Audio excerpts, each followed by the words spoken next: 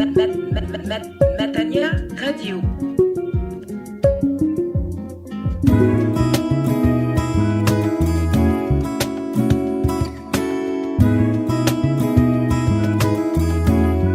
Auditeurs de Radio Matania, c'est le moment de la prédication et la prédication qui va suivre a pour titre l'esprit de vérité. L'esprit de vérité, pour texte de référence, celui de Jean chapitre 16, du verset 12 au verset 15. L'esprit de vérité, Jean 16, 12 à 15. L'orateur, c'est le pasteur Claude Missinibazi.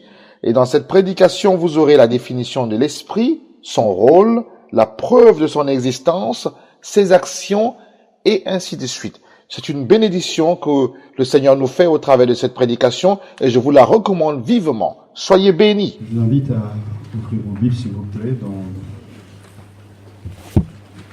l'Évangile selon Jean, chapitre 16.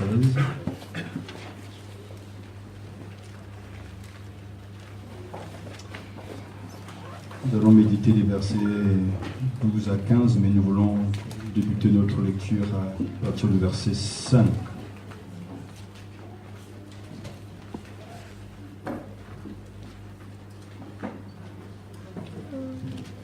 Jean chapitre 16.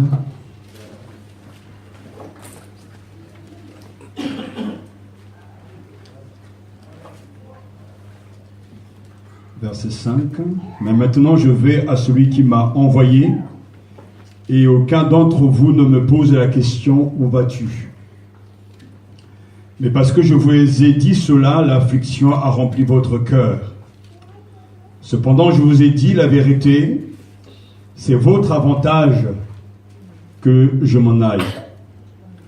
En effet, si je ne pars pas, le Paraclet ne viendra pas à vous. Si au contraire je pars, je vous l'enverrai. Et lui, par sa venue, il confondra le monde en matière de péché, de justice et de jugement. En matière de péché, il ne croit pas en moi. En matière de justice, je vais au Père et vous ne me verrez plus.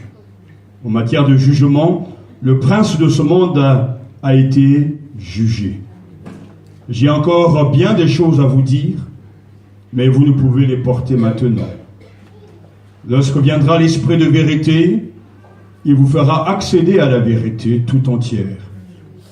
Car il ne parlera pas de son propre chef, mais il dira ce qu'il entendra, et il vous communiquera tout ce qui doit venir. Il me glorifiera, car il recevra de ce qui est à moi, et il vous le communiquera. Tout ce que possède mon Père est à moi. C'est pourquoi j'ai dit qu'il vous communiquera ce qu'il reçoit de moi. Amen. Amen. Prions.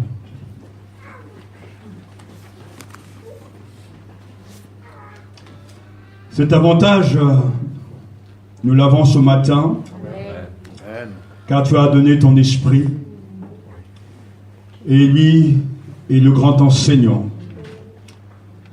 L'avantage que nous avons, c'est qu'il est en nous, Amen, qui nous parle, qui nous explique les Écritures, Amen, qui nous aide à recevoir et à te comprendre, toi, Seigneur. Nous te prions donc de nous bénir à l'écoute de ta voix, Amen, que le Saint-Esprit ne soit pas attristé par la dureté de nos cœurs, notre désobéissance, notre refus d'écouter la vérité, mais que nous puissions être malléables, soumis à l'autorité des Écritures.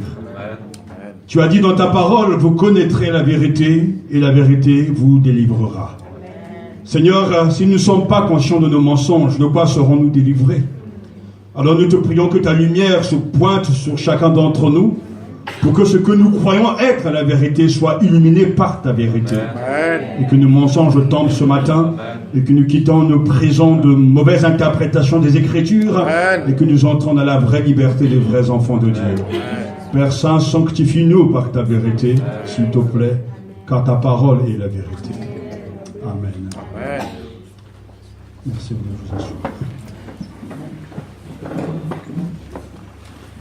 Le symbole des apôtres dit « Je crois en l'Esprit Saint ». Et nous croyons en l'Esprit Saint.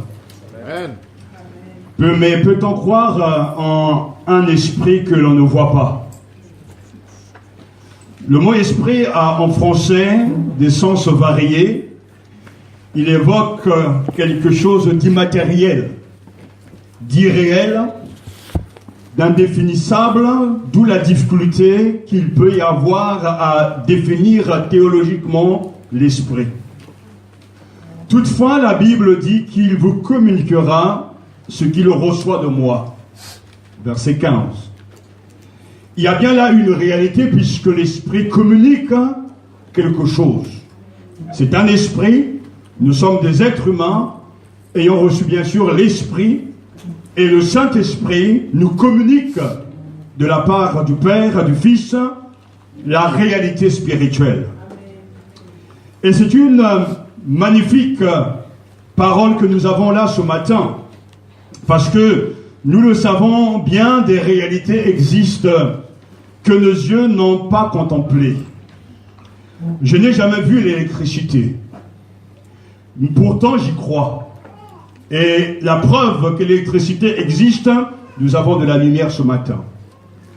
À chaque fois que j'allume une lampe, j'ai la preuve visible que l'électricité existe. À chaque fois que j'allume mon ordinateur et que je saisis sur mon clavier donc quelques lettres, quelques mots, j'ai la preuve que l'électricité existe. La connaissance de l'électricité n'est pas le fruit de notre imagination, mais celui d'une expérience. Et j'insiste sur ce point, c'est celui d'une expérience. De même, le chrétien croit en l'Esprit Saint parce qu'ils ont expérimenté son action. Nous avons aujourd'hui la preuve que l'Esprit Saint existe, non pas parce que nous pouvons définir et voir l'Esprit Saint, car l'Esprit est comme ce vent qui souffle et qui vient de quelque part d'où on ne sait, il va aussi à un endroit où on ne sait pas, mais chacun en reconnaît les effets.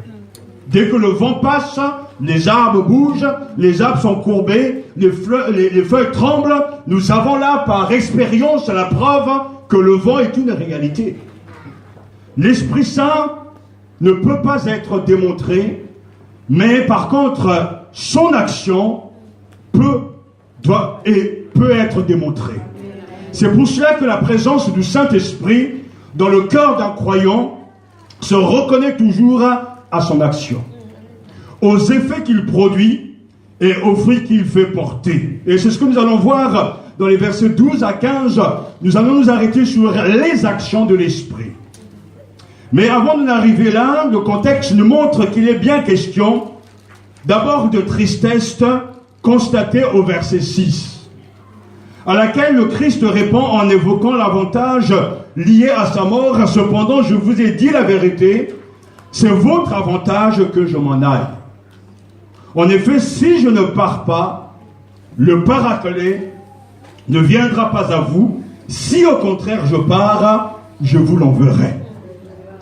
Le Seigneur dit, il est avantageux que je m'en aille, que je parte. Pourquoi est-il avantageux que Jésus quitte les apôtres? Que voulait donc dire Jésus? Une première réponse me vient de l'expérience. Il y a quelques années, Dieu m'a donné le privilège d'avoir une vision. Et dans cette vision, l'Esprit de Dieu m'a transporté, en tout cas à Jérusalem. Et là, j'ai vu une grande foule, une foule qu'on ne pouvait pas compter. Et j'entendais les gens venir de loin, passer devant moi et dire « J'ai vu Jésus, il m'a guéri, il m'a touché ». Et les gens passaient, j'avais ce témoignage des uns et des autres, et moi-même, j'avais dans mon cœur le désir de toucher Jésus. Je voulais voir Jésus. Mais il y avait tellement de monde, une foule dense, qu'il m'aura fallu des années pour arriver à la place où était Jésus. Et dans cette même vision, je me retrouve chez moi, dans ma parcelle, dans notre maison, assis avec une grande tristesse. Parce que je voulais voir Jésus. J'avais envie de le voir, mais je ne pouvais pas à cause de cette foule immense. Mais tout d'un coup, il s'est passé quelque chose. Le Christ lui-même est apparu. Et est en train de rentrer dans ma parcelle, je l'ai vu comme je vous vois. Alors je ne vous décrirai pas comment il était, pour ne pas créer des adorateurs et des images taillées qui ne servent en rien. Mais il était venu vers moi. Il avait un message pour moi. Et là, j'ai bien compris que quand nous désirons voir Jésus, Jésus se montre à nous. Amen. Et je l'ai dit souvent, je le redirai encore, quand dans le cœur d'un être humain, il y a le désir de voir Jésus, c'est comme un aimant qui attire Jésus. Si tu veux le voir, il se montrera à toi. Ce n'est pas toi qui veux le voir, mais lui cherche à te rencontrer. Et c'est pour ça que dans cette révélation, j'ai là déjà un élément important qui répond à cette question. Pourquoi il vous est avantageux que je m'en aille?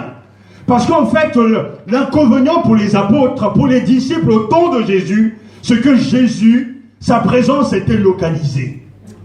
Jésus ne pouvait être qu'à un seul endroit. S'il est en Samarie, à tel endroit, il ne pouvait être qu'en Samarie, à tel endroit. Alors imaginez-vous maintenant au XXIe siècle que Jésus soit en Samarie. Je peux vous dire que les compagnies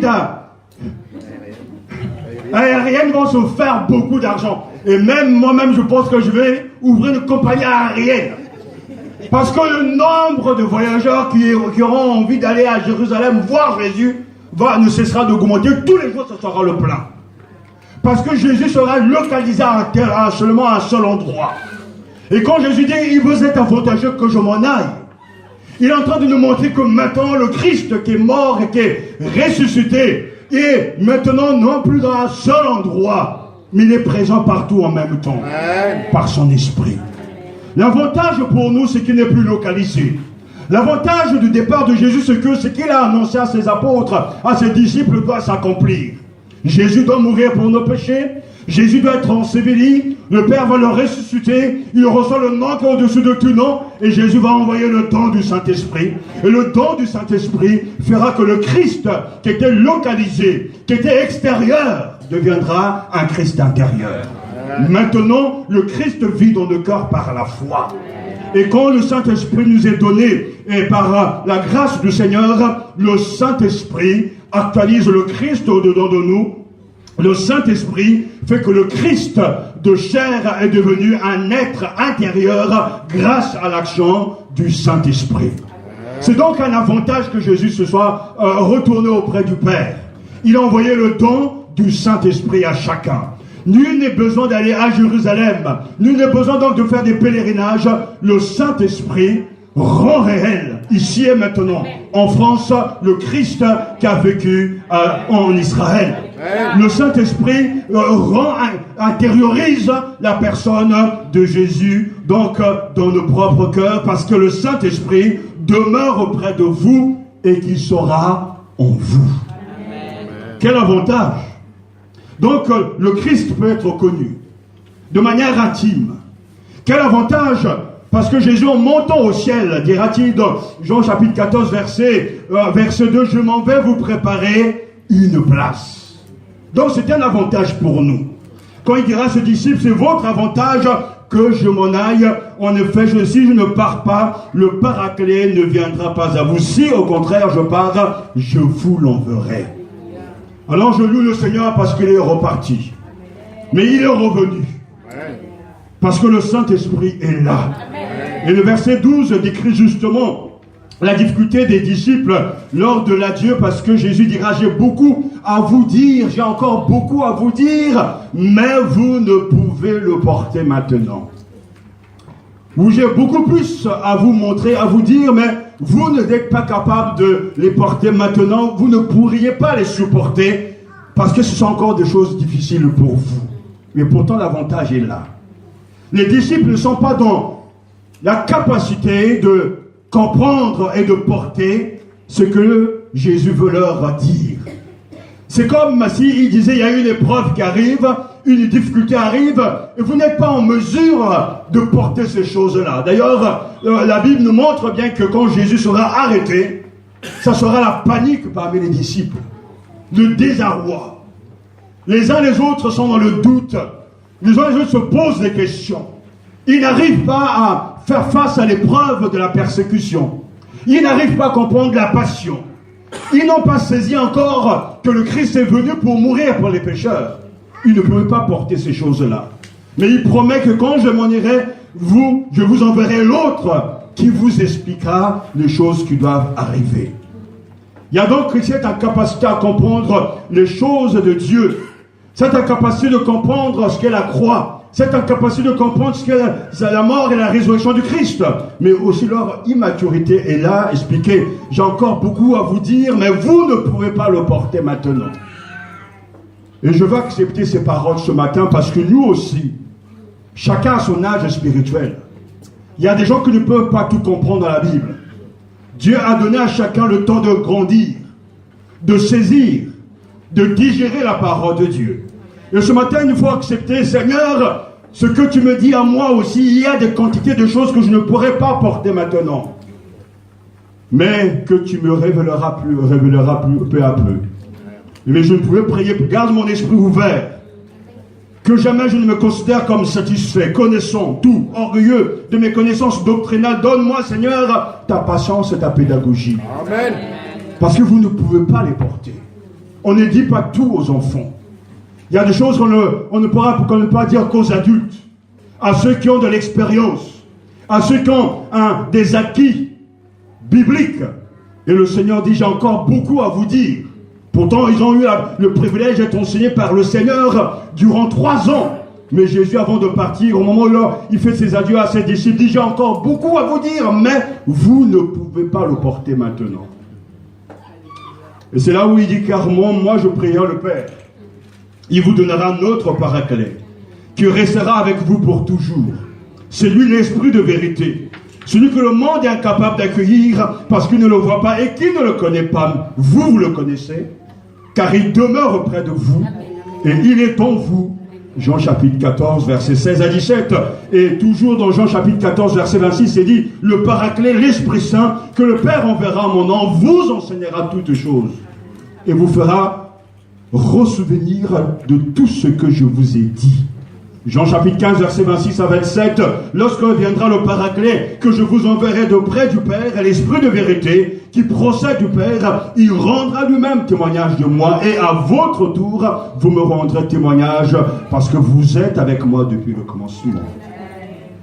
Et Jean chapitre 16, que nous venons de lire, versets 7 à 8, cependant je vous ai dit la vérité, c'est votre avantage que je m'en aille. En effet, si je ne pars pas, le Paraclet ne viendra pas à vous. Si au contraire je pars, je vous l'enverrai. Et lui, par sa venue, il confondra le monde en matière de péché, de justice et de jugement. Alléluia. Le Saint-Esprit est revenu. Le Saint-Esprit est venu habiter dans le cœur de chaque croyant. Amen. Et que fait-il? Mais avant de voir ce qu'il est capable de faire et que sont les preuves réelles de son action dans le cœur, quelques commentaires sont nécessaires. D'abord sur la nature de l'esprit. Car les chapitres 14 à 16 de l'évangile selon Jean ne parlent que de lui. Parce que dans son action, l'Esprit de Dieu est celui qui se tient à côté de nous et en nous pour nous aider. Pour mieux comprendre le rôle de l'Esprit dans l'évangile de Jean, il faut regarder dans l'Ancien Testament les figures charismatiques. Lorsque Élie se levait, il y avait toujours un Élisée. Lorsque Moïse a conduit le peuple, il y avait toujours un Josué. Lorsque Jésus commence son ministère, il y avait avant lui Jean-Baptiste. Le rôle du Saint-Esprit va dans le même sens, c'est celui qui vient après le Christ pour continuer et approfondir le travail du Seigneur. L'Esprit dans l'évangile de Jean joue un rôle semblable par rapport à Jésus. Jésus est celui qui a été le premier Paraclet, le Saint-Esprit est l'autre Paraclet. D'ailleurs, Jean est le seul à utiliser le mot paraclet pour désigner l'esprit. C'est celui qui est appelé, celui qui vient au secours. Celui qui est témoin de la défense. Le paraclet, c'est celui qui est appelé, celui qui vient au secours, celui qui est témoin de la défense. Le paraclet, c'est l'intercesseur, le médiateur, le consolateur. Et dans l'évangile de Jean, le paraclet est le témoin de Jésus, l'interprète de son message devant ses ennemis. C'est le consolateur des disciples. Alléluia. C'est l'enseignant et le guide pour les disciples de Jésus. Donc le paraclet est l'autre Jésus. Ce que Jésus a été pour ses disciples, le paraclet l'est aussi pour tous les disciples de Jésus maintenant. Amen. Celui qui console, celui qui révèle les Écritures. Alléluia. Amen. Celui qui explique les choses célestes. Le paraclet viendra au départ de Jésus, de près du Père et à sa demande. L'esprit de vérité, nous dit-il, selon Jean, il sera donc l'esprit de vérité. Jésus est la vérité, l'esprit est l'esprit de vérité, voire l'esprit de la vérité. Jésus est saint et le saint de Dieu, le Saint-Esprit est le Saint-Esprit. Amen, amen, amen. Les disciples le connaissent. Il sera en eux et demeurera en eux avec eux. Chapitre 14, leur enseignant toutes choses, verset 26, et les guidant sur le chemin de la vérité. Il recevra de Jésus pour le donner aux disciples, comme Jésus a reçu du Père pour donner à ses disciples. Il va glorifier Jésus, comme Jésus a glorifié son Père. Vous voyez la continuité? Et rendant témoignage sur lui, rappelant aux disciples ce que Jésus leur a dit, il ne dira rien de lui-même, seulement ce qu'il entend. Le monde ne peut l'accepter comme le monde n'a pas accepté Jésus. Et comme le monde ne pourra jamais accepter les vrais chrétiens. Il ne le voit pas et ne le reconnaît pas. L'Esprit portera témoignage en faveur de Jésus face à la haine du monde. Et les chrétiens feront de même. Il confondra le monde en matière de péché, de justice et de jugement. Et le très marquant justement de la présentation de Jean, c'est que le Paraclet, l'Esprit Saint, apparaît comme un autre Jésus. Il viendra comme Jésus, puisqu'il est un autre Paraclet. Ce que Jésus était pour le premier Paraclet pour ses disciples, le Saint-Esprit est aussi un Paraclet, un consolateur, un guide, un enseignant, un exhortateur, un interprète pour ses disciples. Amen. Jésus est aussi la vérité, le Saint-Esprit est l'Esprit de vérité. L'Esprit joue donc auprès des disciples un rôle très proche de celui de Jésus. Comme l'Esprit, Jésus demeure avec ses disciples. Comme Jésus a guidé ses disciples dans la vérité, le Saint-Esprit les guide aussi dans la vérité. Comme Jésus, il a enseigné, le Saint-Esprit enseigne. Comme Jésus a annoncé des choses à venir à ses disciples, le Saint-Esprit aussi annonce des choses qui doivent venir. Comme Jésus a rendu témoignage de son Père, le Saint-Esprit aussi rendra témoignage de lui. Comme il a été rejeté, il sera rejeté. Alléluia. Oh, tous ces éléments sont tellement importants. C'est toute une étude biblique que vous avez là. Parce que le chapitre 14 à 16 nous montre la force et la portée et de la présence de la personne même du Saint-Esprit. Il faudra le relire chez vous avec prière. Ou plutôt, achetez le CD et réécoutez, prenez note. Parce que ce sont des choses tellement importantes pour vos vies. Amen. Comme Jésus a été pour les disciples, le Saint-Esprit est pour nous. Amen. La vérité nous rendra libres. Mais quelle vérité? La vérité biblique. Amen. Et c'est pour ça que si nous comprenons la vraie nature de l'Esprit, je vous donne là des clés importantes, vous ne serez pas dans la confusion. Vous irez dans n'importe quel endroit, dans n'importe quel pays, dans n'importe quelle église, vous saurez reconnaître les vrais traits, les vraies marques du Saint-Esprit.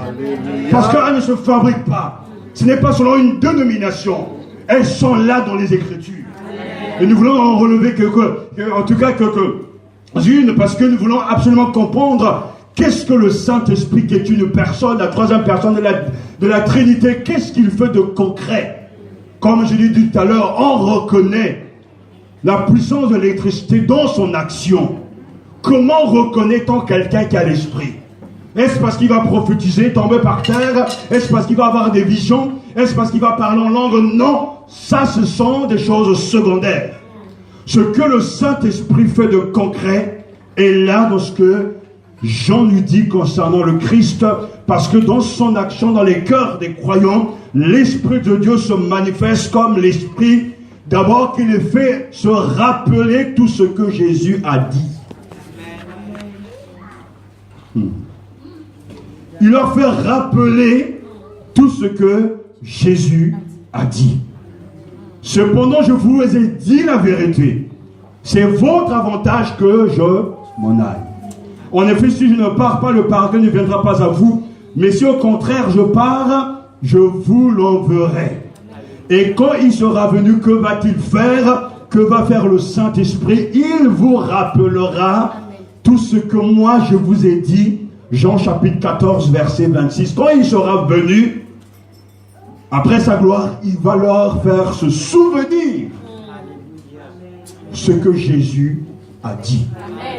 Alors, comprenons bien ce texte, cette parole. Il n'est pas question de croire que ceux qui ont une mauvaise mémoire vont prendre et s'approprier ces paroles pour dire, voilà, je ne mémorise plus les Écritures parce que le Saint-Esprit me fera me souvenir ce que Jésus a dit. Si ton cerveau est vide, il n'y aura jamais de souvenir. Donc il n'est pas question d'aller dans le sens de la négligence, de la paresse.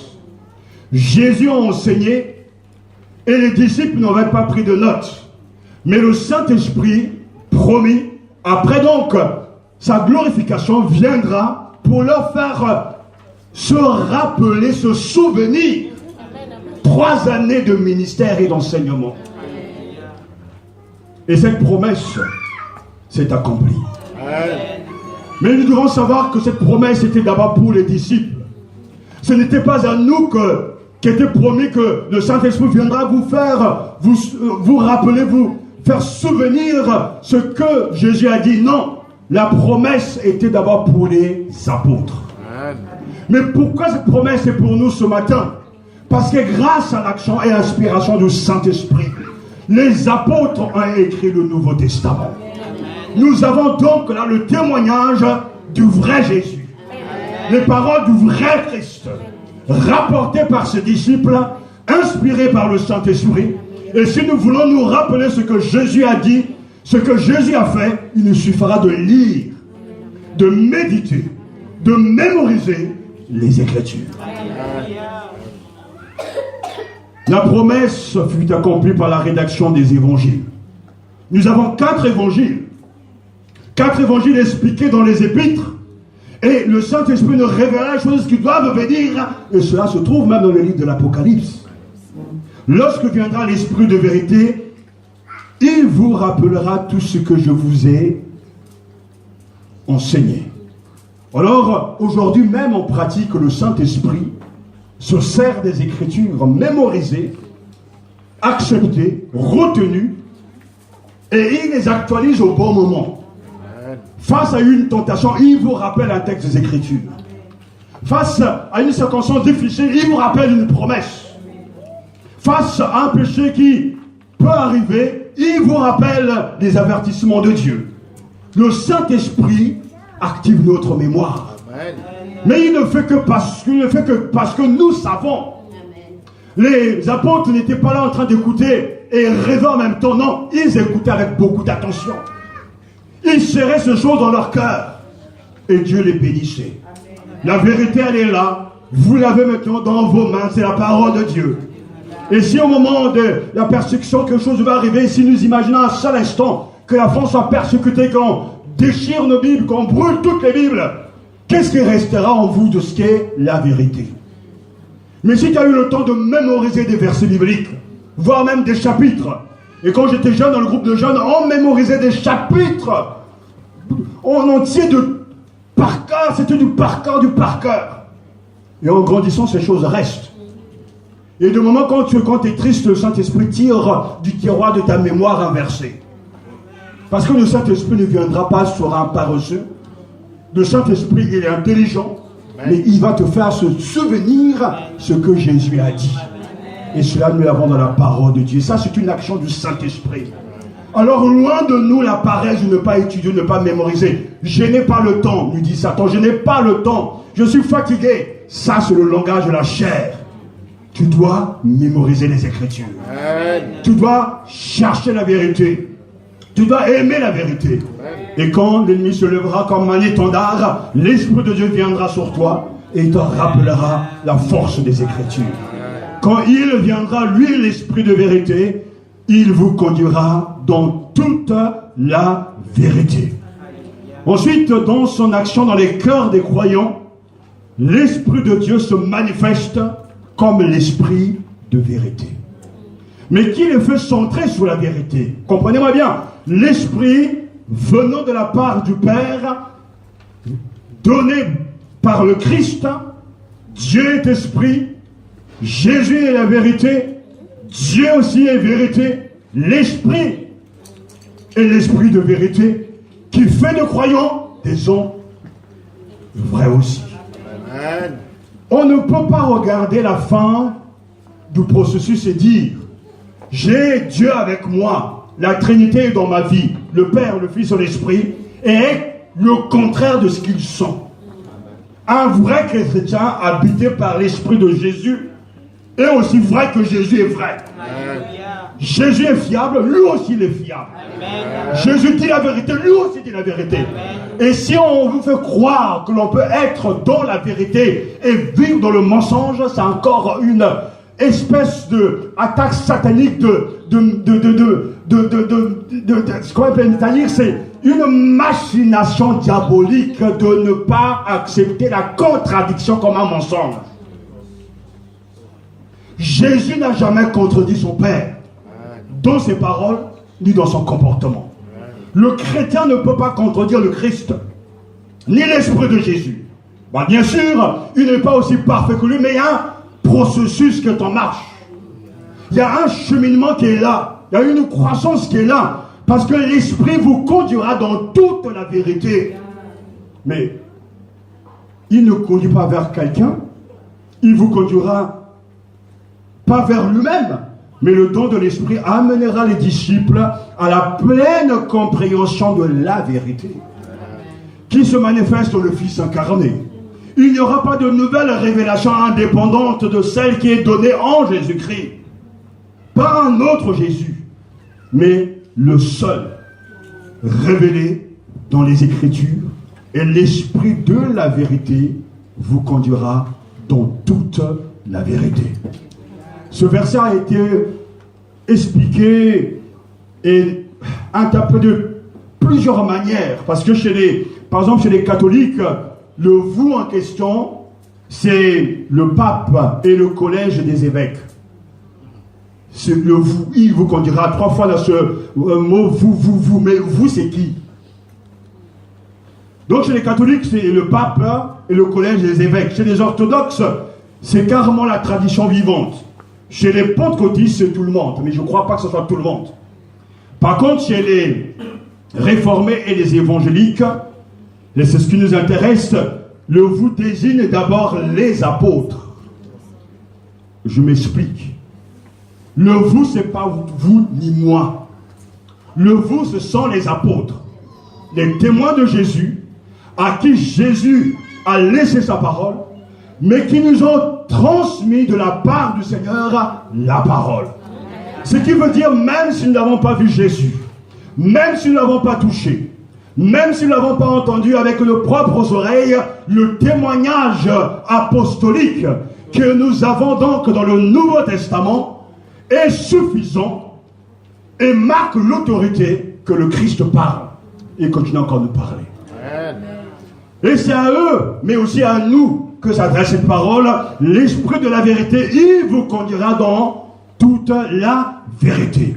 Il a fait pour les apôtres, il le fait maintenant pour les chrétiens qui aiment la parole de Dieu. Amen. Donc l'action de l'Esprit doit être cherché non pas dans des choses extérieures ou des manifestations soi-disant entre guillemets charismatiques. Que Dieu nous garde parce que c'est aujourd'hui ce qui marche et c'est ce que les gens aiment, mais dans la connaissance de la vérité. Amen. Le Saint-Esprit est venu pour compléter, pour rappeler l'enseignement de Jésus, pour compléter cet enseignement et pour conduire dans toute la vérité. L'esprit de vérité ou l'esprit qui révèle la vérité au sujet de Dieu. L'esprit qui montre ce qui est vrai au sujet de Dieu, c'est cet esprit-là que le chrétien a reçu. Et c'est pour ça que l'action de l'esprit est définie en ce sens que l'Esprit Saint se manifeste comme un esprit de vérité. Il nous fait aimer la vérité. Il nous fait aimer les choses qui concernent Dieu. Parce qu'il parle et il donne témoignage de ce qu'il a entendu, de ce qu'il a vu de la part du Père. Et ce qui concerne le Père est communiqué par l'Esprit aux croyants. Et c'est pour ça que vous allez trouver des vrais croyants partout où vous irez. Vous reconnaîtrez les vrais croyants parce que les vrais croyants seront obsédés. Ils seront attentionnés. Ils vont aimer les choses de Dieu. Parce que l'esprit de vérité qui est en eux ne peut que les conduire dans toute la vérité concernant Dieu le Père et Dieu le Fils. Amen. Et l'on voit bien que Jean nous dit que l'Esprit Saint est un puissant communicateur. Amen. Il va vous communiquer. Alléluia. C'est là la fonction du Saint-Esprit. Il va vous amener, il va vous apporter la réalité de Dieu. Il va vous guider.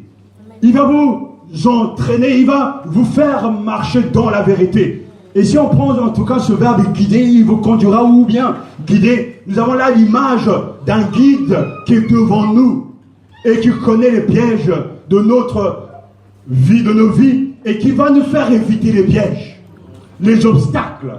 Le Saint-Esprit nous guide, il nous conduit.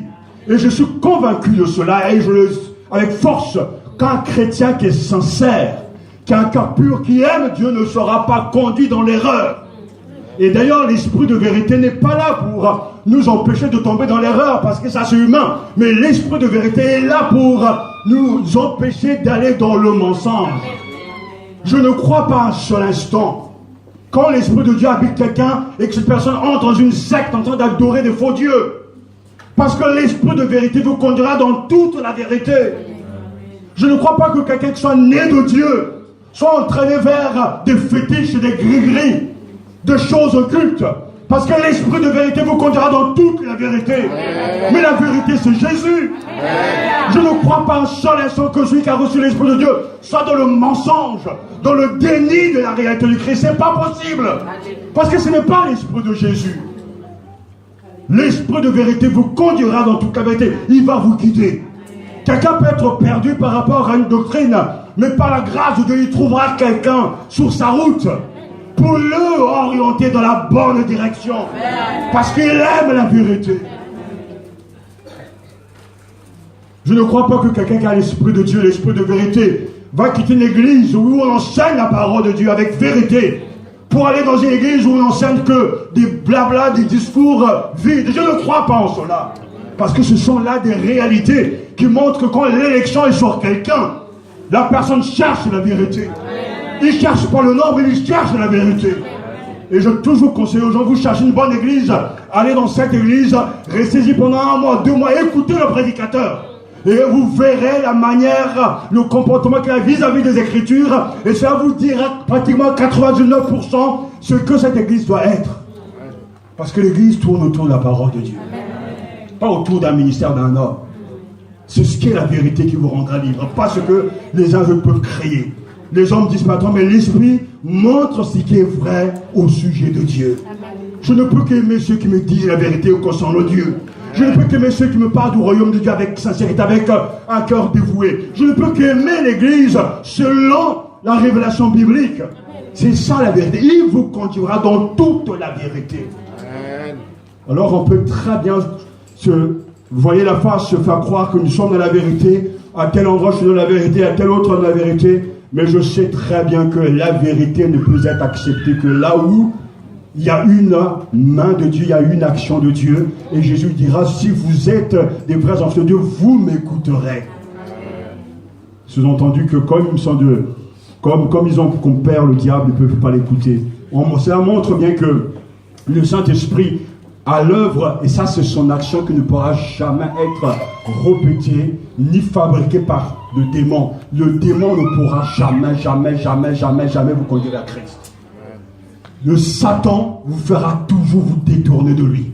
Il va créer une ambiance, il va créer des émotions, il va créer des circonstances pour vous détourner de Jésus, de la vérité. Mais quand l'Esprit est là, il vous ramène à la vérité.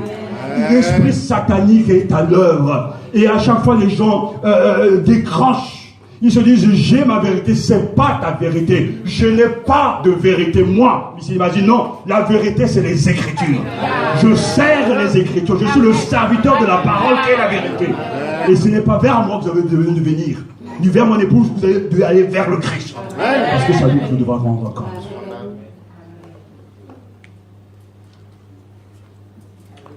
Alléluia. Vous connaîtrez la vérité. Et quand il sera venu, il vous conduira. Il y a ce petit mot en grec, cette préposition, dans la vérité. Pas dit donc. C'est-à-dire, il vous conduira dans. Ce n'est pas un but à atteindre. Non. Parce que quand vous entrez dedans, vous entrez dans quelque chose qui existe déjà et que vous allez vous approprier. Donc, le Saint-Esprit vous conduira dans toute la vérité. C'est-à-dire, il va vous aider à vous approprier, à saisir par la foi les vérités qui sont déjà là. La réalité qui vient de Dieu sera manifestée par et dans la personne du Christ incarnée par la puissance du Saint-Esprit. Il vous conduira dans un océan de bénédictions sans précédent. Et cet océan, c'est le Christ. Peut-être ceux qui m'écoutent, qui m'entendent là, vont dire, mais cet homme ne parle que de vie. Mais je sais de quoi je parle quand je parle de révélation. Parce que le Christ s'est révélé à moi. Alors que j'étais encore au lycée, je me souviens quand il s'est montré dans mon esprit. Et c'est comme si j'étais comme une goutte plongée dans un océan. Christ en moi est l'espérance de la gloire. Colossiens chapitre 1 verset 27. Christ en moi. C'est-à-dire qu'il est tellement grand. Il est tellement suffisant qu'on ne pourra jamais sur cette terre avec 1000 vies puiser de tout ce qu'il y a en lui.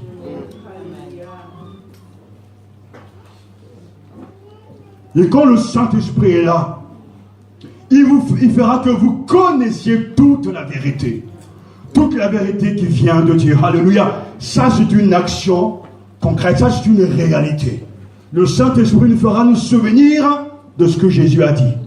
Alors, on ne va pas se mettre à reciter des versets complètement tordus, vides, mais on va se rappeler des vraies choses. Et là, comme je dis, c'est là une action de l'esprit, parce que les gens se rappellent beaucoup de choses. Les gens se souviennent de tout ce qui s'est passé il y a des années. Ils n'oublient pas, et j'en parlerai avec beaucoup de sincérité, ils sont prisonniers de choses qu'ils pensent être vraies. Mais ils n'oublient jamais. Mais par contre, ce que j'ai prêché il y a un an, ils ont déjà oublié. Mais le Saint-Esprit ne vient pas pour te radoter et te rappeler des vieilles choses, non. Il vient te rappeler des bonnes choses.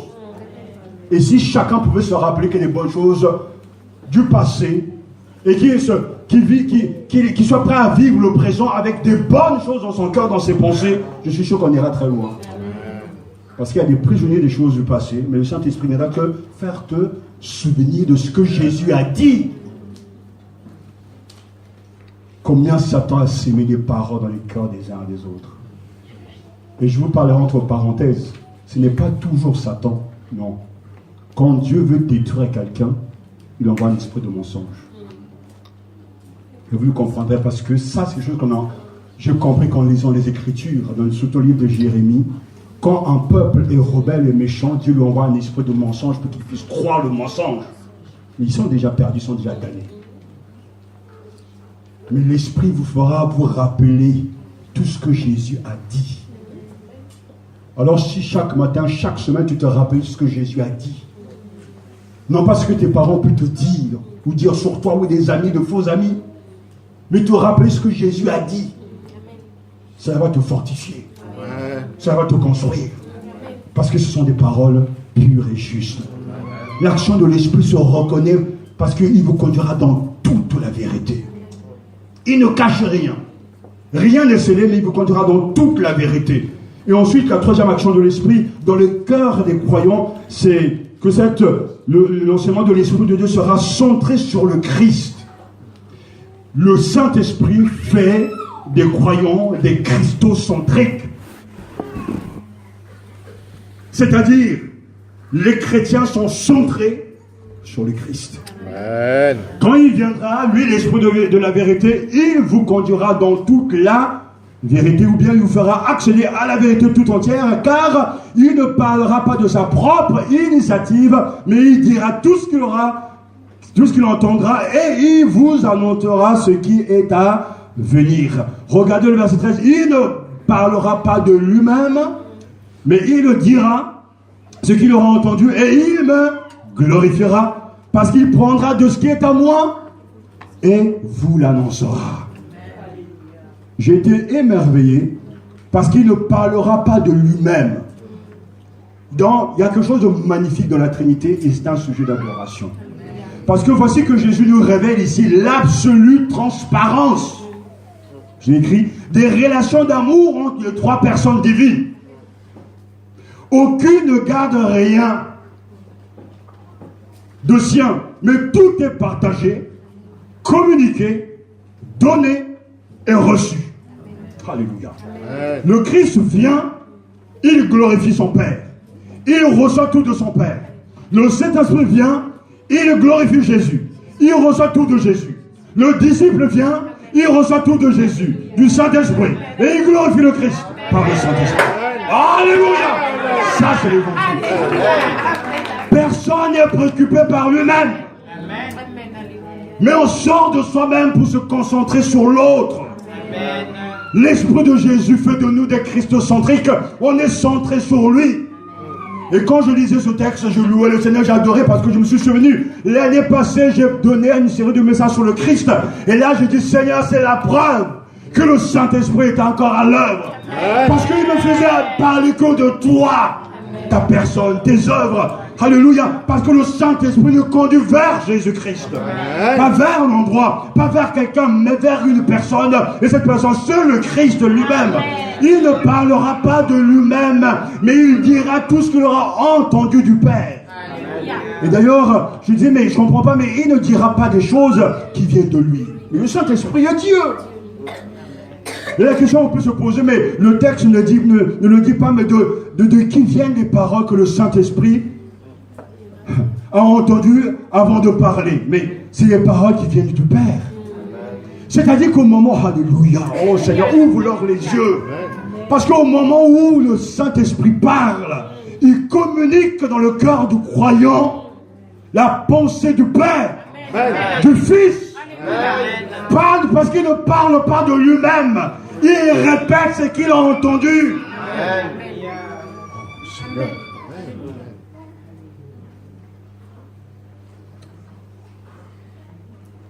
Tout est clair pour moi dans ma tête, tout est clair.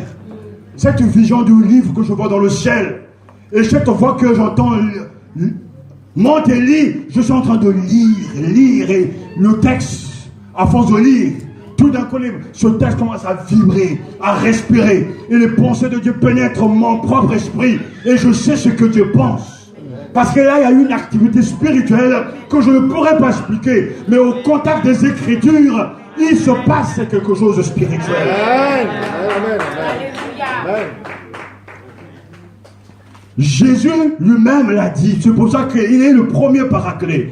Jésus a toujours affirmé n'avoir pas parlé de lui-même, mais n'avoir dit que ce que le Père le chargeait de communiquer. Plusieurs textes le prouvent. Jésus leur répondit, mon enseignement ne vient pas de moi, mais de celui qui m'a envoyé. Jean chapitre 5 verset 16. Je n'ai pas parlé de moi-même. Alléluia. Mais le Père qui m'a envoyé m'a prescrit ce que j'ai à dire et à déclarer. Jean chapitre 12, verset 49. Ne crois-tu pas que je suis dans le Père et que le Père est en moi? Les paroles que je vous dis, je ne les dis pas de moi-même. Au contraire, c'est le Père qui demeurant en moi accomplit ses propres œuvres. Jean chapitre 14, verset 10.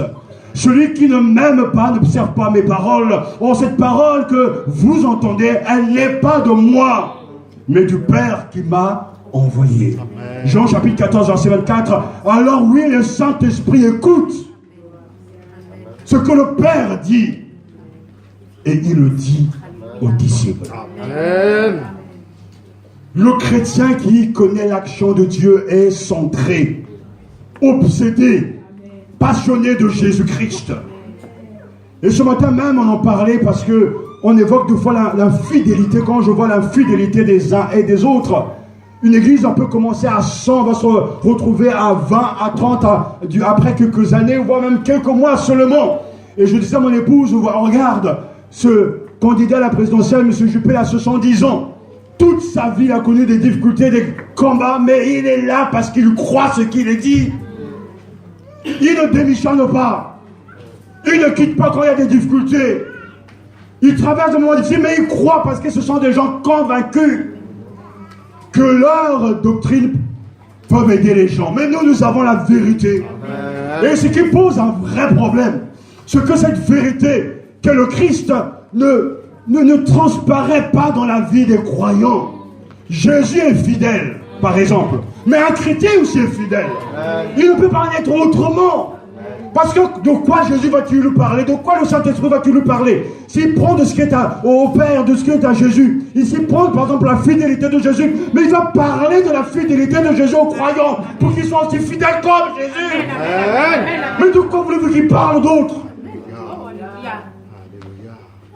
Alors les gens se mentent à eux-mêmes. Oui, je suis chrétien, je dis des mensonges, je vole, mais c'est pas grave, Dieu me pardonne, le sang de Jésus me purifie. Ce n'est qu'un tissu de mensonges. Parce que la réalité, l'objectif de Dieu, c'est de rendre semblable à lui. Amen. Et il le fait parce qu'il nous communique la vérité. Si Jésus est digne de confiance, le chrétien doit être digne de confiance. Amen. Puisque Jésus est saint, le chrétien doit être saint parce que c'est sa nature, la nature de son Père. Alors le Saint-Esprit ne viendra jamais vous dire, hey, comme je l'ai souvent vu et tout ça, je suis en train de les dénoncer avec force. Tu sais, le Seigneur m'a montré que telle sœur, elle a la sorcellerie, les grégeries, et gna. Si tu le montres, il peut le faire, mais c'est jamais pour détruire, pour avertir, pour consoler, pour édifier et pour te guider, mais jamais pour mettre en toi de la haine pour ton frère. C'est pas lui. Ce sera jamais lui. Jamais le Saint-Esprit travaille comme ça. Où tu as de la haine pour l'autre, où tu as de la colère pour l'autre, c'est pas possible. Le Saint-Esprit, c'est un esprit d'amour. C'est qui te communique de la part du Seigneur. C'est qui te donne. C'est ce qui est de la même nature que le Père et le Fils. Alors vous avez là des éléments qui vous permettent de vous examiner vous-même. Et de regarder l'Église, non pas avec jugement, mais avec beaucoup de avec un esprit de tristesse, mais aussi de foi. Parce que le témoignage qu'on entend ou qu'on donne ne ressemble pas au Père ni au Fils. Le mensonge est même dans l'Église. Les trahisons, l'infidélité, le manque de conviction, le manque de passion pour les âmes perdues, tout ça c'est dans les églises. Mais l'Esprit, lorsqu'il sera venu, il vous conduira dans toute la vérité. Il fera de vous des chrétiens christocentrés, centrés sur le Christ. Et votre préoccupation, malgré que nous sommes dans un état de péché, que nous sommes des pécheurs, sauvés par grâce, notre unique envie, notre ambition sera toujours d'abord sa gloire. Quand je retourne chez moi cet après-midi, la première chose que je vais faire, c'est me tenir devant Dieu pour le remercier pour la force qu'il me donne. Mais je me pose la question, est-ce que le culte a été à la gloire de mon Seigneur? Et dès maintenant, je vous demande déjà pardon, Seigneur, si je n'ai pas prêché avec autant de force que je voulais. Tout ça, il faut, parce que c'est lui qui est notre ambition. Et je bénis Dieu parce que quand cet amour de Dieu dans mon cœur, l'amour du Christ ne diminue pas, j'ai la preuve que personne ne pourra jamais m'enlever. Et que ce qui se passera à l'extérieur, j'ai la preuve intérieure que le Saint-Esprit travaille en moi. Parce qu'il vous conduira dans toute la vérité. Il ne parlera pas de lui-même, mais il vous communiquera de choses à venir, ce qu'il entendra la parole. Alléluia. C'est quelque chose de remarquable. Le Saint-Esprit va puiser.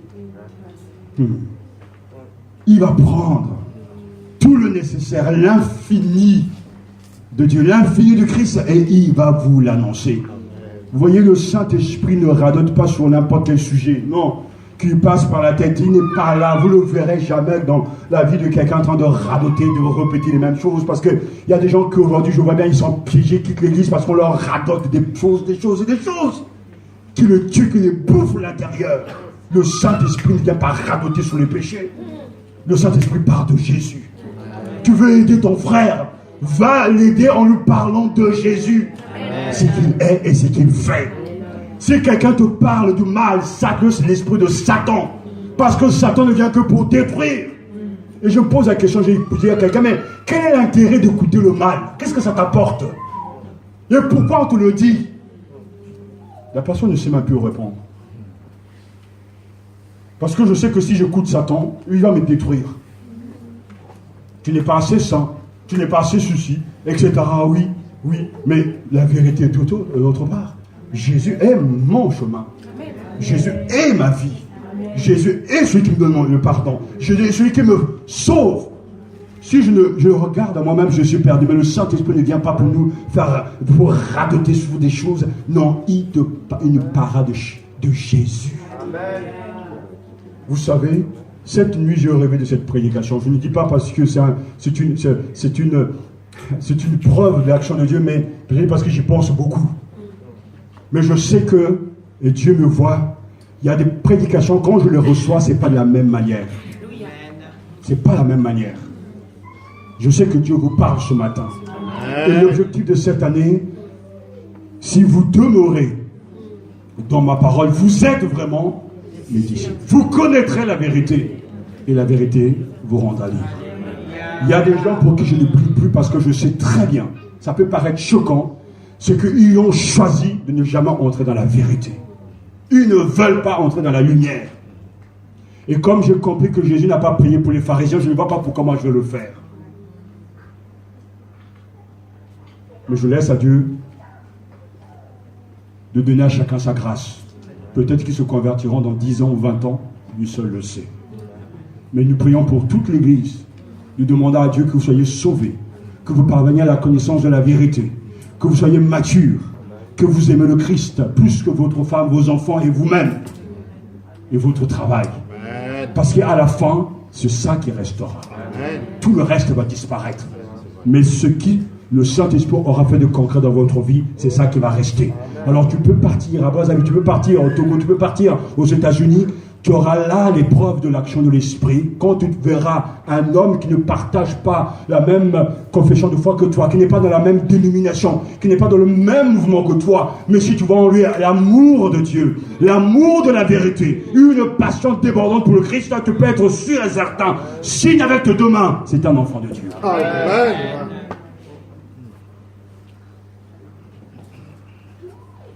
Alléluia. Le Saint-Esprit guidera les disciples dans toute la vérité. En ce qu'il vous communiquera les choses à venir et il vous annoncera ce qui est à venir. Alléluia. Quand le Messie sera venu, il vous annoncera tout ce que nous lisons déjà dans Jean chapitre 4, verset 25. Le Saint-Esprit annonce les choses à venir. Donc ce n'est pas une question d'une prophétie, mais des événements qui vont à venir nous sont déjà donnés dans les Écritures. Nous avons donc le Nouveau Testament, nous avons les Évangiles, nous avons les Épîtres, nous avons l'Apocalypse, et la vérité révélée par le Saint-Esprit a été consignée dans les Écritures. C'est pour ça que Hébreux chapitre 1, verset 1 à 2 nous dit, après avoir à bien de reprises et de bien des manières parlé autrefois au Père dans les prophètes, qu'est-ce que Dieu fait? Dieu, en la période finale où nous sommes, nous a parlé à nous en un Fils qu'il a établi héritier de tout, par qui aussi il a créé les mondes. Dieu nous a parlé en un Fils qu'il a établi héritier de tout. Donc tout est concentré. Tout nous oriente vers lui. J'ai un livre chez moi, le titre j'aime bien, Christ dans toutes les Écritures. C'est un magnifique livre parce que c'est vrai que Christ est dans toutes les Écritures. De la Genèse jusqu'à l'Apocalypse, c'est que Jésus. C'est-à-dire le piédestal, tout est consigné en lui. Et quand je dis qu'un chrétien est centré, christocentrique, son obsession sur le Christ. Alors même si tu es comptable, même si tu es banquier, même si tu es commerçant, au travail, tu auras un moment où tu vas t'échapper pour te concentrer sur le Christ. Où tes pensées vont vers lui. Où ton cœur va le chérir, le chercher. Où tu vas penser à ses œuvres. Et cette année, nous avons commencé à faire une méditation sur la personne de Jésus. On va repasser durant toute cette année ce que Jésus est, ses paroles et ses actes. Comme sujet de méditation. Parce que nos cœurs doivent aller vers lui. Parce que la Bible ne parle que de lui. Il est le centre de tout. Tout tourne autour de lui. Le Père trouve son plaisir en lui. Le Saint-Esprit le glorifie. L'Église est là pour le glorifier lui. Et le Saint-Esprit fera de même dans la vie de tout croyant. Ils seront tellement centrés sur lui. Réfléchis ce matin, est-ce que c'est action dans ton cœur? Est-ce que Christ a plus d'importance pour toi que tout le reste? Ne mens pas. Et ne te mens pas à toi-même. Tu sais qui a la priorité dans ta vie, dans ta maison. Tu sais qui a la première place. Si ton cœur est orienté vers lui, centré sur lui, sur sa gloire, ses projets, sa mission, son royaume, tu peux être sûr ce matin et je t'encourage à te réjouir. Tu es un vrai enfant de Dieu. Parce que ça, c'est l'œuvre du Saint-Esprit. Alléluia. Et enfin, le Saint-Esprit est là, dit le verset 14. Lui me glorifiera parce qu'il prendra de ce qui est à moi et vous l'annoncera. Ou bien il révélera ma gloire, car il recevra de ce qui est à moi et vous l'annoncera. L'action de l'Esprit se reconnaît dans les cœurs des croyants. L'Esprit de Dieu se reconnaît parce qu'il se manifeste comme l'Esprit. Je ne sais pas si le mot existe, mais je l'ai peut-être fabriqué. C'est un esprit de glorification de Jésus. C'est-à-dire, c'est l'Esprit qui glorifie Jésus. Car il ne prendra pas, il annoncera des choses à venir, mais il me glorifiera. Parce qu'il prendra de ce qui est à moi et vous l'annoncera. L'idée qui se dégage du texte, c'est le fait que l'Esprit révélera la véritable gloire de Jésus. C'est dans ses paroles que se manifestera ma gloire. Il vous montrera combien je suis glorieux, ou combien je suis merveilleux. Et quand le Saint-Esprit glorifie le Christ en nous, Jésus devient l'objet de notre attention. Alors, qu'est-ce qui va en découler automatiquement? C'est la louange. Parce qu'il vous montrera ma gloire. Il vous parlera de moi. Et quand nous prenons conscience que Jésus est merveilleux, la louange déborde. L'adoration déborde. Parce que ça, c'est l'œuvre du Saint-Esprit. Dans la mesure où le Paraclet communique ce qu'il a reçu du Christ, c'est-à-dire la révélation, il glorifie la personne du Christ. C'est-à-dire qu'il agit de telle façon que l'identité de Jésus soit rendue visible et reconnue au sein même de la communauté. Il me glorifiera. Il me parlera de qui je suis. Il vous parlera de mon œuvre. Et comme le Saint-Esprit, l'Esprit de vérité, alors on ne pourra que céder à la louange, on ne pourra que nous mettre à terre pour le glorifier, pour le chanter, parce que nous sommes conscients de toutes ces réalités. Parce que nous voyons là la continuité de l'œuvre de Dieu, parce que nous voyons là ce que le Saint-Esprit fait. Il rend présent le Christ pour nous. Il actualise le Christ pour nous. Alléluia. De même que le ministère du Christ a visé la glorification de Dieu. Pourquoi Jésus est-il venu? Pour mourir pour nos péchés, oui. Mais ça, ce n'est que l'autre facette. La première facette, il est venu pour glorifier son Père. Et c'est incroyable, tout est là, car Jean nous dit tout. Chapitre 1, verset 14, il est écrit, et le Verbe s'est fait chair, et il habitait parmi nous, et nous avons vu sa gloire. Cette gloire que, Fils unique, plein de grâce et de vérité, il tient du Père. Jean chapitre 1 verset 14. Jean chapitre 1 verset 18. Personne n'a jamais vu Dieu. Dieu Fils unique, qui est dans le sein du Père, nous l'a dévoilé. C'est ce que fait le Saint-Esprit. Et Jean chapitre 17 verset 4 à 6. Jésus prie, et écoutez sa prière. J'étais glorifié sur la terre. J'ai achevé l'œuvre que tu m'as donnée à faire. Et maintenant, Père, glorifie-moi auprès de toi, de cette gloire que j'avais auprès de toi avant que le monde fût. J'ai manifesté ton nom aux hommes que tu as tirés du monde pour me les donner. Ils étaient à toi, tu me les as donnés, et ils ont observé ta parole. Alléluia, alléluia. J'ai été glorifié sur la terre, j'ai achevé l'œuvre que tu m'as donnée à faire. Le Christ était là pour glorifier son Père. Et quand les gens venaient pour l'applaudir, c'est pas ça son problème, ça n'intéressait pas le Seigneur, les applaudissements. Et c'est ce qu'il dira même à cette façon, ils ont déjà leur gloire parce qu'ils aimaient être au vu des hommes. Aimer des gens, non, ils venaient donner, manifester, incarner l'identité du Père et à glorifier le Père. Et c'est ça sa vie, c'était ça sa réalité. J'étais glorifié sur la terre. Oh Seigneur, permets qu'à la fin de nos jours, nous puissions nous aussi dire, j'ai été glorifié sur la terre. Amen. J'ai vécu le genre de vie que tu voulais. Amen. Et j'ai accompli ton dessein. Nous prions à la maison pour nos enfants. Je demande Seigneur qu'ils soient dans le destin, dans le dessein que tu as voulu pour eux. Amen. Qu'ils te glorifient vraiment. Amen. Qu'ils fassent ce pourquoi tu les as envoyés sur cette terre. Amen. Pas simplement pour notre plaisir à nous parents, mais pour ta gloire. Amen. Ils sont à toi. Tu nous as prêtés. Et un chrétien doit aimer cette gloire et le Saint-Esprit vient pour glorifier le Jésus. C'est un esprit de glorification. Jésus est glorifié. Chaque fois que les vérités de l'évangile sont solidement ancrées dans la vie des hommes, il est glorifié. Et le monde saura que vous êtes mes vrais disciples si vous pratiquez mes commandements. Oh Seigneur, merci parce que tu nous parles ce matin. Rien ne peut changer davantage cela, rien ne peut davantage glorifier le Seigneur de gloire que l'enracinement, l'habitation de ses disciples dans toute la vérité le concernant.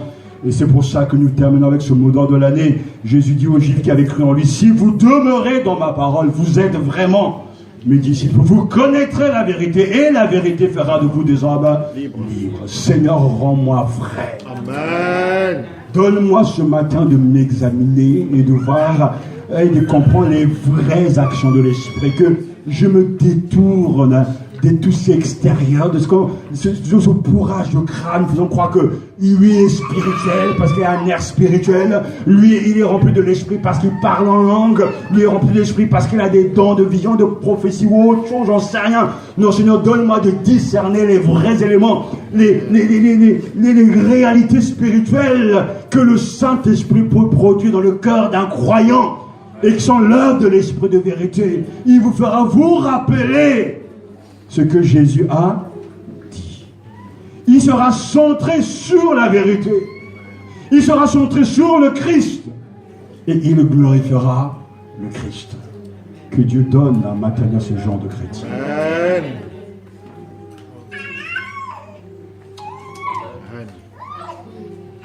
Il y a beaucoup de bruit, mais ce n'est pas important. Écoutez ce que Dieu vous a dit.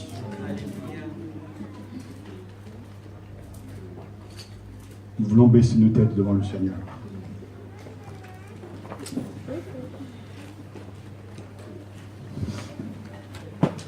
Lorsque viendra l'Esprit de vérité, il vous fera accéder à la vérité tout entière.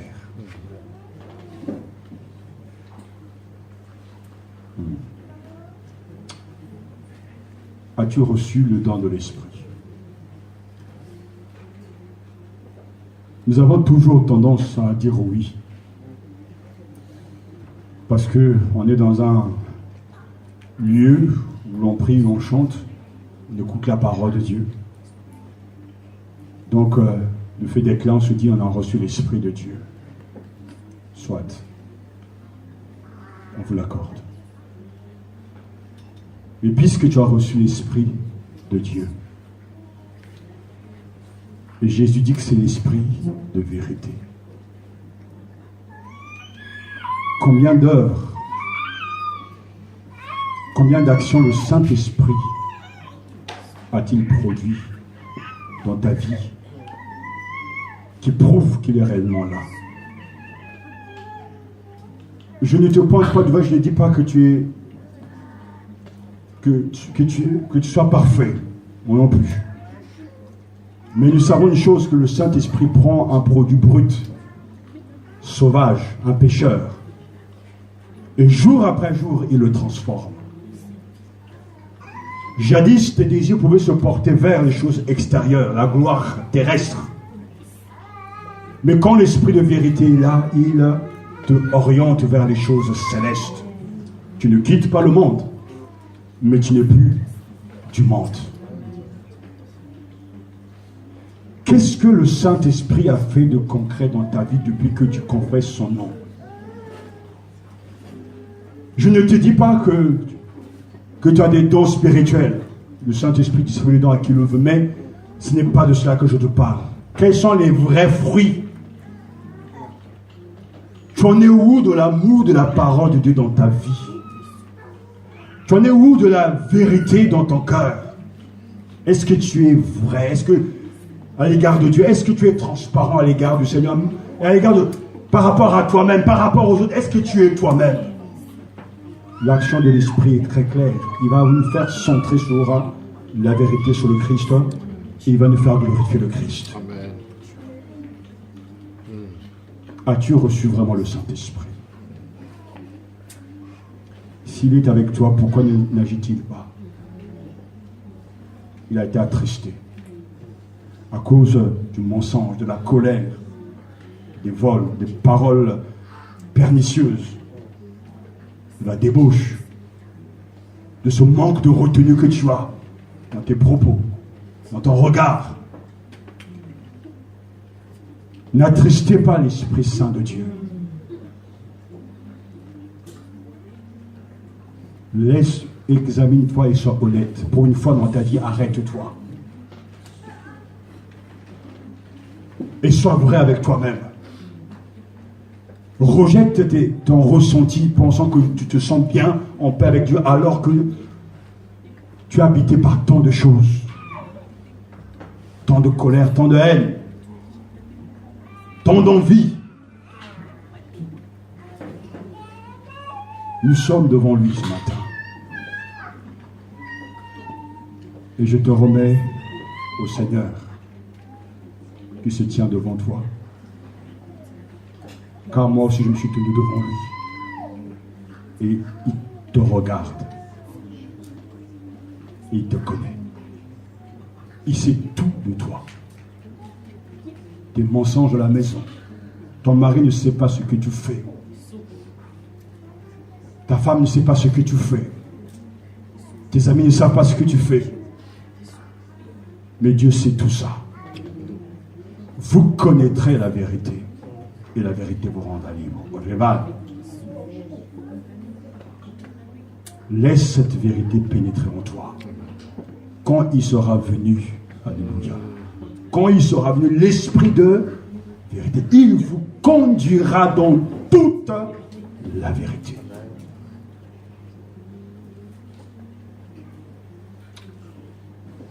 Seigneur, je te remets ton Église. Aucun homme sur cette terre n'est mort sur une croix pour sauver les hommes. Toi seul l'as fait. Nul n'a vécu comme toi tu as vécu. Parfait, digne, dont l'ambition était toujours la gloire de ton Père. Cette gloire t'a dévoré du matin au soir. Et nous avons vu ta capacité, ta qualité de vie. Tu as renoncé à la gloire. Tu as renoncé à la renommée terrestre. Tu as renoncé au bien terrestre. Tu as renoncé même aux suggestions du diable de te donner tous les royaumes de ce monde. Parce que ton cœur était habité par la passion de ton Père. Tu n'as vécu que pour lui. Et quand tu as aimé le monde, tu l'as aimé parce que tu aimais d'abord le Père. Et parce que tu aimais le Père et que tu voulais lui faire plaisir, tu nous as aimés nous aussi. Nous pouvons que te louer et t'adorer. Parce que la qualité de ta vie nous dépasse. Car nous sommes habités par tant d'égoïsme. Nous sommes centrés sur nous-mêmes. Nous nous aimons. Et nous aimons que ceux qui nous aiment. Nous cherchons avant tout le bon plaisir des hommes. Nous voulons avoir des bons témoignages. Nous voulons que tout le monde nous aime et parle bien de nous. Et nous nous sommes fabriqués un vêtement qui soit agréable à tous. Nous ne dirons jamais la vérité à l'autre parce qu'on ne veut pas le perdre. Mais pourtant, on t'a perdu toi. Seigneur Jésus-Christ, nous ne pourrons jamais changer si toi, tu ne viens pas par ton esprit pour mettre en nous ta vraie nature. Cette nature de renoncement, cet esprit d'abnégation. Cela n'est que l'œuvre de Dieu, car toi seul peux changer chacun ce matin. Pour que lorsque nos enfants quitteront ce lieu, lorsque les adultes et les maris, les femmes, les enfants quitteront ce lieu, ils repartent avec cette nature divine, qui soit vraie, qui soit sûre, fiable, et qui soit transparent. Parce que toi, tu es transparent. Père Céleste, je te prie pour que tu aies pitié de nous. Que tu nous sauves de nos mensonges. Que tu nous libères de nos prisons. Que tu brises, tu arraches cette fausse théologie qui n'est pas de toi. Que tu nous donnes d'accepter et de remettre en question même nos doctrines si nous sommes à côté de la plaque. Seigneur, fais-nous grâce ce matin. Ne nous laisse pas ainsi, car nous voulons être tes vrais disciples. Nous voulons demeurer dans ta vérité. Et Seigneur, là où nous sommes égarés, ramène-nous à la bergerie. Là où nous sommes éloignés, ramène-nous sur le sentier. Mais mets en nous ta vérité, car tu veux que la vérité soit au fond du cœur. Et donne-nous d'avoir des paroles vraies, un langage vrai, des pensées vraies, des sentiments vrais, un comportement vrai, parce que l'esprit de vérité sera à l'œuvre et que c'est lui qui le fera. Oh Seigneur, tu as envoyé cette parole pour moi, tu as envoyé cette parole pour eux et pour les autres. Alors je te bénis parce qu'elle a déjà accompli son travail. La vie ou le jugement, la vie ou la mort, l'endurcissement ou la repentance. Mais je sais que tu as déjà agi. Que ton nom soit glorifié, que ton nom soit loué, parce que tu es infiniment bon, tu es admirable, et tes œuvres sont incomparables. Gloire à toi pour la vérité, gloire à toi pour l'amour de la vérité, gloire à toi pour la réussite qu'il y aura dans ta vérité, pour ta seule gloire, pour ta seule gloire. Ne me donne pas la gloire à moi, ni à Matania, mais donne gloire à ton nom. Rends-moi humble devant toi. Donne-moi d'avoir tes sentiments, d'être qu'un esclave, un serviteur fidèle. Donne-moi la grâce de persévérer dans ce qui est vrai, car je sais qu'à la fin, tu auras toujours raison. Merci pour mon foyer, pour mon épouse. Merci pour l'église Matania. Amen. Merci pour ta parole, lumière donnée aux hommes, qui nous fait connaître le cœur de Dieu. J'aime ta parole, Seigneur, elle est la vérité sur mon sentier. Par elle je veux me laisser guider et faire ta volonté sans murmurer, en espérant dans ta bonté.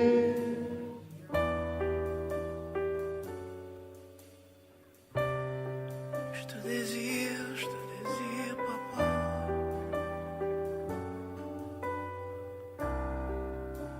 Je te désire, Emmanuel, je te désire.